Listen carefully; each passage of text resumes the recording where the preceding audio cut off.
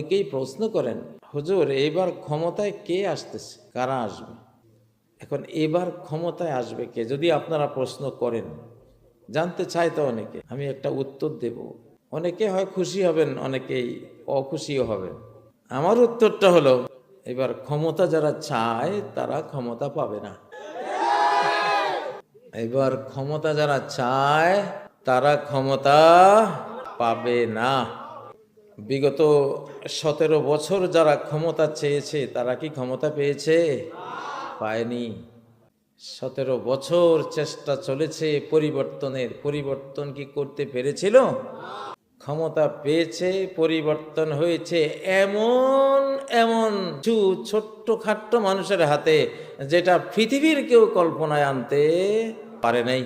ক্ষমতা যারা হারিয়েছে তারাও কল্পনায় আনতে পারে নাই, যারা পেয়েছে তাদেরও কল্পনায় আসে নাই। এটা একটা শিক্ষা আল্লাহর পক্ষ থেকে, যে দেখ, ক্ষমতা চাইলে আমি দেব না আগামী ক্ষমতাটা। 17 বছরে যা হয়নি, আগামী 17 বছরেও তা হবে না। এখানে বিরাট একটা কথা কিন্তু বলে যাচ্ছি, কারণ এখন বাংলাদেশটা সরাসরি আল্লাহর হাতে আল্লাহ নিয়েছেন।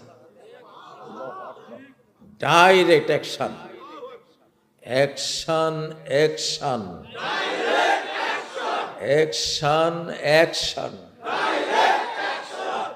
এবারের অ্যাকশন আল্লাহর অ্যাকশন। ক্ষমতা কার হাতে? কার হাতে? আমি তো আমার আল্লাহকে আমি শিশুকালে বন্ধু বানিয়েছিলাম। উনি আমার ফ্রেন্ড, আসলেই ফ্রেন্ড। আমি খুব দাবি করতে পারি যে আল্লাহ আমার বন্ধু, আল্লাহ আমার ফ্রেন্ড। কেন আমি অবুঝ সবুজ মনে তাকে আমি বন্ধু বানিয়েছি, আর পৃথিবীর কাউকে আমি বন্ধু বানাইনি আজ পর্যন্ত। এটা নাই। এটা কেন বললাম? এটা একটা হুমকি দিলাম। তেড়িবেড়ি করলে, গন্ডগোল করবো আমাদেরকে নিয়ে, আমাদের ফ্রেন্ড, আমাদের বন্ধু তোমাকে মার দিবে। আমাদেরকে আক্রমণ করবা, আমাদের বন্ধুর আক্রমণের টার্গেটে পরিণত হবা ইনশাআল্লাহ।